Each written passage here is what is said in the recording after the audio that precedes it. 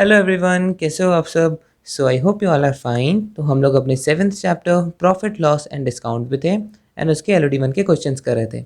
So till now हम 20 तक कर चुके हैं। अब हम करने जा रहे हैं from question number 21। So let's read. How much percent more than the cost price should a shopkeeper mark his goods so that after allowing a discount of 6.25% he should have a gain of 25% on his outlay। तो देखो question में पूछा है कि कितना percent ज़्यादा cost price से shopkeeper को मार्क करना चाहिए अपने गुड्स पे, so that after allowing a discount of 6.25% he should have a gain of 25% on his outlay. ठीक है, सो कॉस्ट प्राइस पे कितना ज़्यादा परसेंट उसको मार्क प्राइस रखनी चाहिए। मार्क हिज गुड्स का मतलब मार्क प्राइस होती है ना, MRP, उससे वो कितनी रखनी चाहिए कि उसे डिस्काउंट 6.25% देने पर भी गेन हो जाए 25% का। ठीक है, तो सबसे पहले मैं मान लेता हूँ कि मार्क प्राइस उसने रख दी 100x की। ठीक है, अब इसमें क्या बोला है, डिस्काउंट दिया है पहली बात तो। ठीक है, अभी पहले सारी कंडीशंस फुलफिल करेंगे। तो डिस्काउंट उसने दिया है 6.25% का। ठीक है, तो सेलिंग प्राइस कितने की हो गई, देखो लेबल पे 100x का प्राइस था, उसने इस पर 6.25% का डिस्काउंट दे दिया, तो SP कितनी हुई, मार्क प्राइस 100% होती है, तो SP हो गई 100 minus 6.25, that is 93.75%। So 93.75% of किस पे, 100x का। सो ये कितना आ जाएगा, 93.75x रुपीज़। ठीक है, अब ऐसा करने पर उसे गेन हो रहा है 25% का। ठीक है, अब यहाँ पर एक कंसेप्ट खत्म होता है। सो सेलिंग प्राइस हमारी कितनी आई थी, 93.75x, है ना। अब उसे गेन हुआ 25% का, गेन हुआ 25% का। एंड हम सबको पता है कि कॉस्ट प्राइस हम लेते हैं 100% की इक्वल। सो जब कॉस्ट प्राइस 100% है, गेन 25% है, तो सेलिंग प्राइस जो है वो कितना हुआ, 100 प्लस 25, दैट इज़ 125%। ठीक है, अब 125% जो है वो 93.75 की इक्वल है। ठीक है, 93.75x। तो हमें CP फाइंड करना है तो हमें 100% की इक्वल करना पड़ेगा। सो जब 125% 93.75 की इक्वल है, सो 100% कितना हुआ, 93.75x divided by 125 multiplied by 100। So 25 times 5, 25 times 4, 5 times 1, 5 times 8, 5 times 7 and 5 times 5। So इसे और सॉल्व करते हैं, ये डिनोमिनेटर में 100 आ जाएगा 4। So 4 times 25, 5 times 5, 5 times 3, 5 times 7, 5 times 5, 5 times 7 and 5 times 5। सो इससे आपकी कॉस्ट प्राइस आ गई 75x। ठीक है, सो हमने सारी कंडीशंस फुलफिल कर ली। ठीक है, जब हमने MP को मतलब मार्क प्राइस को 100x माना था, तो हमारा कॉस्ट प्राइस आ गया 75x। अब वो पूछ रहा है how much percent more than the cost price should shopkeeper mark his goods, मतलब कितना ज़्यादा उसे कॉस्ट प्राइस से मार्क करना चाहिए मार्क प्राइस को। तो यहाँ पर कितना ज़्यादा वो मार्क करेगा, अगर मार्क प्राइस 100x है एंड ये कंडीशन फुलफिल करने के बाद 75x आ रहा है, तो कितना ज़्यादा वो मार्क प्राइस पे लिखेगा, तो 25 ज़्यादा लिखेगा, है ना। तो क्योंकि 75x plus 25x is equal to 100x, तो 25x वो ज़्यादा लिखेगा, है ना। अब इसको परसेंटेज में हमें निकालना है। सो 25x को हम डिवाइड करेंगे किससे, देन के आगे जो भी लगता है। ठीक है, तो more than the cost price, तो देन के बाद क्या है, कॉस्ट प्राइस, तो हम डिवाइड करेंगे 75x से मल्टीप्लाइड बाय 100, क्योंकि परसेंटेज निकाल रहे हैं।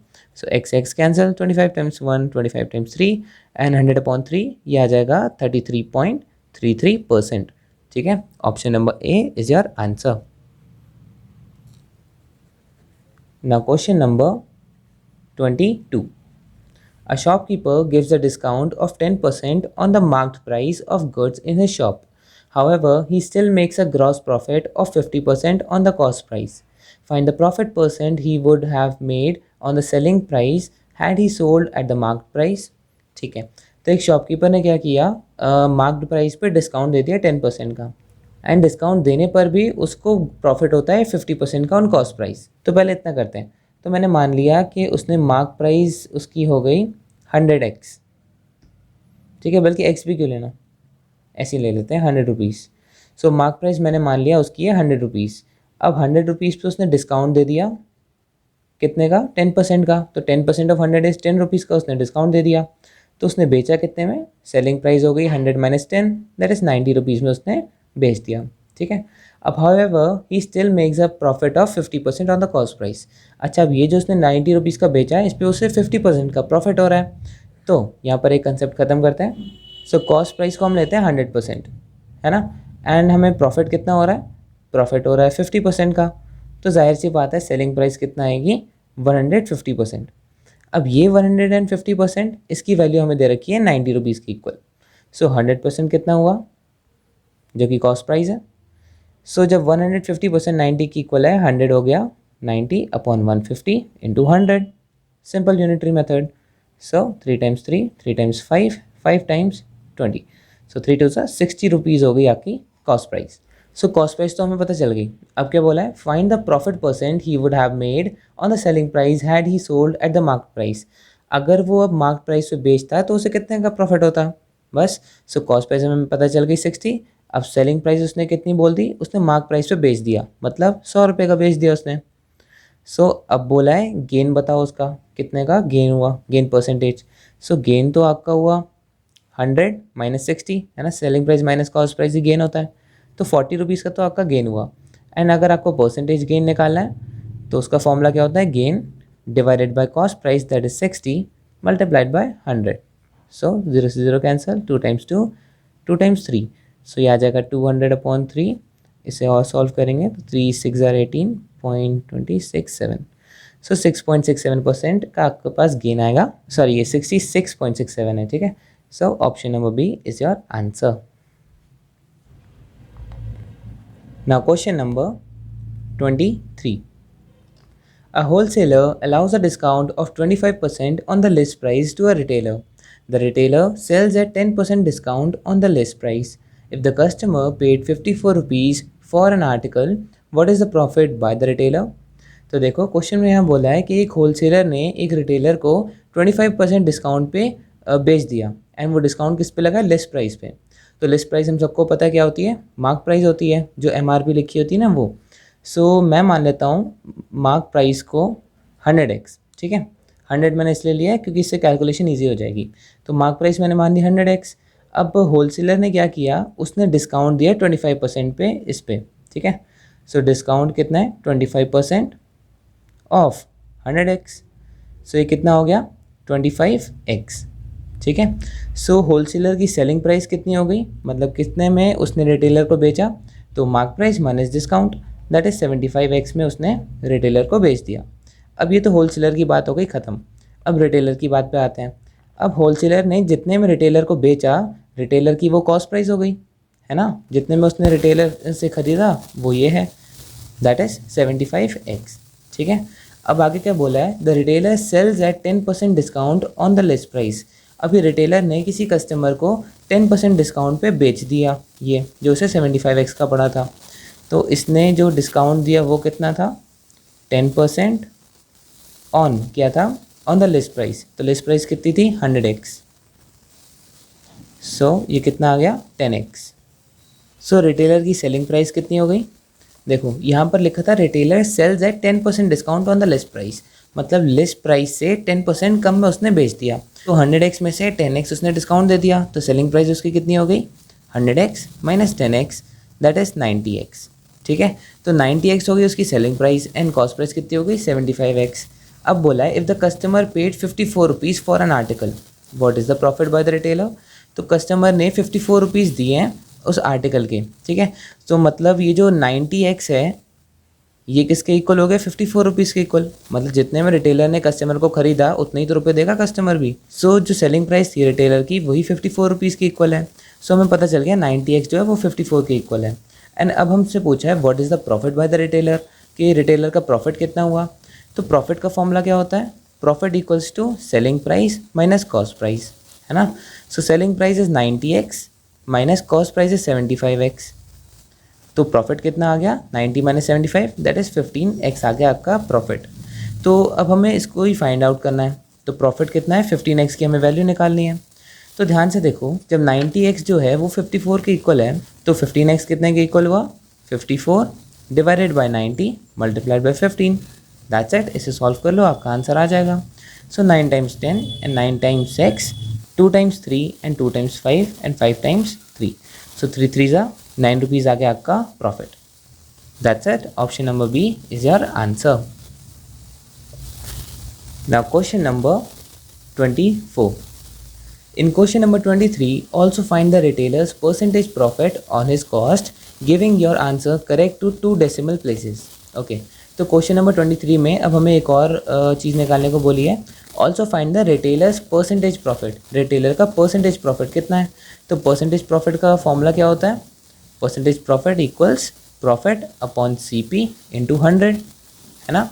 एंड हमें प्रॉफिट पता है 9 रुपीज़, तो CP हम निकाल लेंगे. लेकिन वैसे इसे निकालने की ज़रूरत भी नहीं है, क्योंकि हम x के टर्म्स में भी निकाल सकते हैं. जैसे हमने प्रॉफिट को 15x यहाँ पर लिखा था, हम 15x लिख देंगे. कॉस्ट प्राइस है हमारी 75x मल्टीप्लाइड बाई 100. क्यों, क्योंकि x से x तो कट जाएगा, तो निकालने की ज़रूरत ही नहीं थी. So 15 times 1, 15 times 5 and 5 times 20. So profit percentage आ गया 20%. Option number C is your answer.